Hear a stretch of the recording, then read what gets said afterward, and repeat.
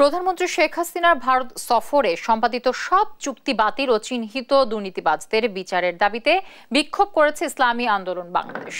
শুক্রবার বাদ জুমা বায়তুল মোকাররমের উত্তর গেটে আয়োজিত বিক্ষোভ মিছিল পূর্ব সমাবেশে নেতারা বলে, তিস্তা চুক্তি ও সীমান্ত হত্যা নিরসন না করে সরকার আবারও ভারতের সাথে চুক্তি করেছে, যেখানে দেশের চেয়ে ভারতের স্বার্থই বেশি গুরুত্ব পেয়েছে। দাবি করেন, দেশের ভেতর দিয়ে ভারতের রেল চলাচল সার্বভৌমত্বকেই হুমকির মুখে ফেলবে। এজন্য অবিলম্বে সব চুক্তি বাতিলের আহ্বানও জানান নেতারা।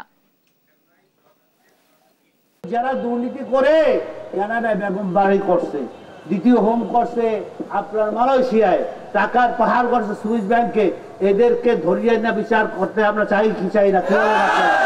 এই জন্য ইসলামী আন্দোলন বাংলাদেশ আমরা প্রয়োজনে বুকের তাজা রক্ত ঢেলে দিয়ে এই রেলপথ বাংলার জমিনে করতে দেব না।